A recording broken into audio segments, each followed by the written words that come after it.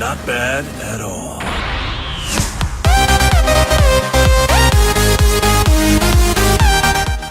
What's up everyone, and welcome to this week's review of Dragon Ball Super episode 85. The way this episode starts off is that in this episode Gohan goes to recruit Piccolo, which in my sense is actually quite interesting, because it's kind of like how they used to quote that he is getting excited. Red flags there, which is quite cool. That it's nice to know that Gohan's actually getting excited about a fight for once. I don't think he's ever been excited about a fight other than how cocky he was in the Buu saga when he got his mystic form. And after that we cut to Universe 9 Supreme Kai calling for a meeting with all the other universes Kais. So it's like he creates a meeting with all the other Kais, just without the gods, it's just the Kais themselves. But what is getting me intrigued is that they've made a whole meeting with just Kais and they haven't invited Shin, which is obviously Universe 7 Supreme Kai, which is in Goku's universe, for anyone that doesn't know. They called to discuss, because obviously with Universe 7 being the cause for why the Tournament of Power is being held, all the Kais are hoping to unite and get Zeno to reconsider his idea of erasing them to whoever loses. That's more or less what is going on. I mean, the Supreme Kai from Universe 11, I believe it is, the one where they had the exhibition match, he was too up himself to even bother in the meeting, so he just ended up going halfway. But what they were doing, they were just meeting to decide between them, like how they were gonna reconsider Zeno's idea. It's more or less a failed meeting. It didn't come to anything. It just came to Universe 9's Supreme Kai deciding that he's gonna try and take matters into his own hand. Obviously with Universe 9 they've got Topo and the Pride Troopers. They got all of his gangs, and they're really hyped up in the saga so far, so it'd be worth something like to take into account, because they come in on all these Orbi TV things and you get like silhouettes of everyone that has a possibility of joining. I'm stoked for what's gonna come with those characters. Departing from Gohan, Goku notices Buu's new energy and he also sees a hint of Buu in like the distance. And he can tell that his form has changed and that he's got a lot more stronger. So en route to going to Denday's, where he was going to go originally, he goes to check out Buu to see how he's doing. You see Satan in the next scene carrying a really heavy boulder, which is quite entertaining to see. Buu and like amidst him from the smoke. Obviously Goku's intrigued and he goes to check it out. He talks to Satan about if he wants to spar with Buu, and Buu like emerged from the mist, and it's like Super Buu, like because of he's like fitting up.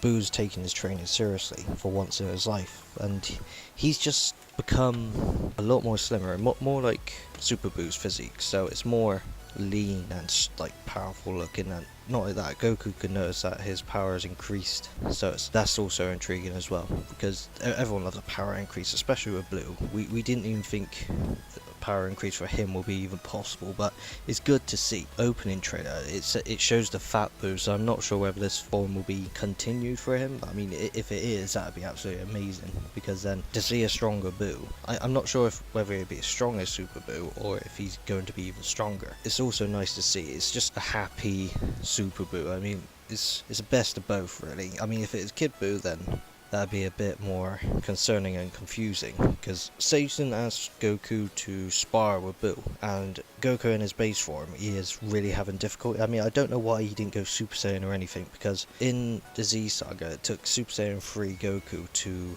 near enough be on par with Fat Buu in the day, so I'm not sure whether Goku's power has increased that much to be in his normal state and fight Buu, or it just wasn't a serious matter, because they were having like a little sparring match on Satan's land. It's like if one of them gets out the land, then one of them is the loser. Buu starts throwing blasts, and Goku needs to explain, obviously killing isn't allowed, because Buu thought he could kill. So in that type of measure, Buu thought he'd take a step back and start using loads of mini blasts to try and force Goku out. But what was interesting here is that you can actually see Buu really focus on what he was doing. He actually has a real intention instead of just fighting, eating, or killing.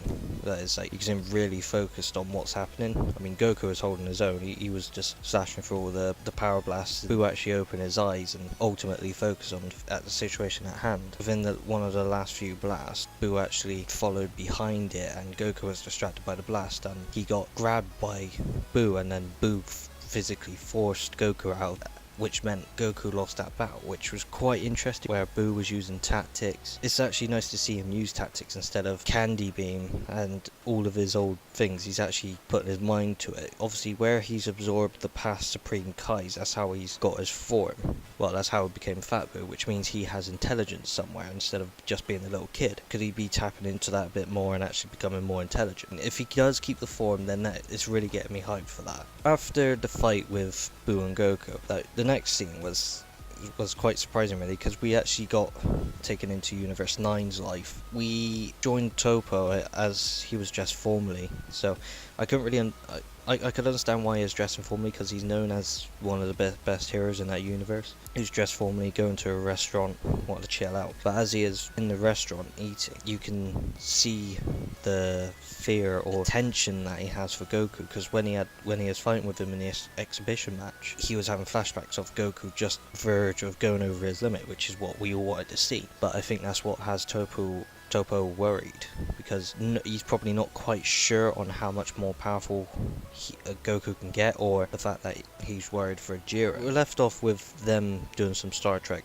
time warp type of thing. Cut to Champa, where he's calling for a meeting with all the gods. What is concerning me, Champa's did the same thing as the Kais. He's not invited Universe 7, so Beerus was not in that meeting. Champa was just concerned on why the Kais were having a meeting, because he seemed to notice his Kai in a meeting with everyone else, so he was just calling to ask if they were cheating or any of the kind. It's just Universe 7's fault, so that's why they didn't invite them. So I'm guessing they're trying to patch a scheme to, like, kill Goku, or maybe even team up with each other to fight against Universe 7.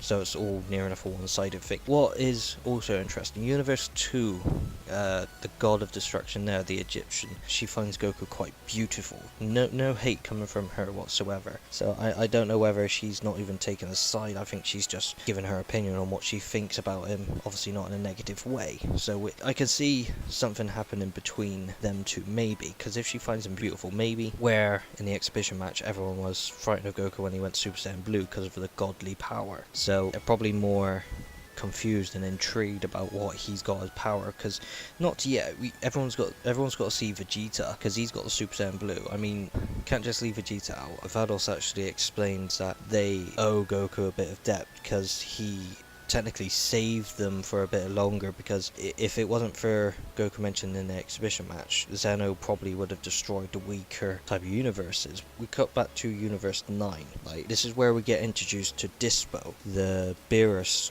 race type of character that we've been highly anticipating for. Because I mean, where we see Beerus and Champa, it's always good to see more of their race, but why type of thing, because it only seems to be Beerus and Champa that is a god of destruction. So what could this guy's power be equivalent of? Because it seems like their race is going to be naturally strong, but then with the god of destructions, do they get the boosted power, or is that such a thing in their type of case?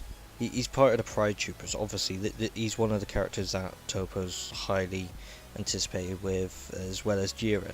We cut into him fighting to this space monster plant thing. It's like something on Final Fantasy stuff. He's doing pretty well. I mean, regarding the size of this monster, I mean, he's mind controlled by some robot type of dude. It's not an evil villain worth taking interest into. He's just one of the little villains that can introduce character. Because I got high anticipations for Dyspo, because I mean, where Beerus and Champa has so much character development, I mean, this guy could also do as well. He just hasn't had it yet. These guys remind me of the Ginyu Force, because once they free Dyspo, they get into their poses. Dyspo, he's known as the speed fighter. Cashroll, he's more the slasher fighter. Within that discussion, we cut to actually Jiren meditating and what Topo claims to be training. So it's very similar to what Deborah did in the Majin Buu saga. More or less meditation. It's more even so what Piccolo does. He's training he's obviously been told, and he's training even further to concentrate his power. So as a highly anticipated character, there's not a lot of detail going into him, which is probably going to make him even more hype. Champa decides to take control of recruiting his team instead of the Kai's meant to be doing that. He asked Vados to call upon Kaba again, which Kaba didn't expect anything,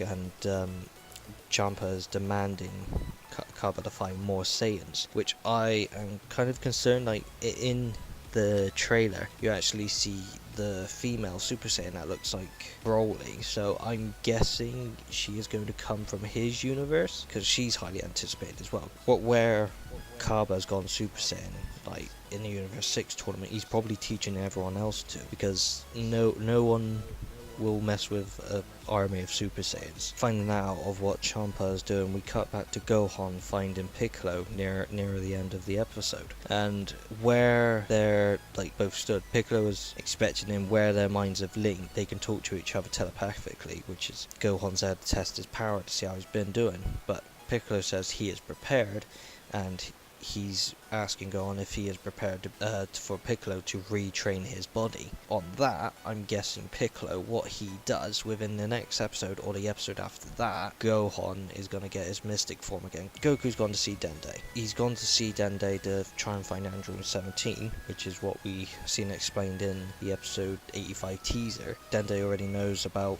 the Tournament of Power, where Goku is telling Goku is obviously shocked. He more or less tells Goku where 17 is. He says he's on a large island in the south, which is not technically helpful, but what Dende would do, he would show Goku, he would actually take Goku to where Android 17 is. If you enjoyed this type of video, guys, just be sure to like or even subscribe or comment. Have your say on what I should improve, because this is the first video of what I'm going to be doing for these reviews. So, thanks for watching, guys.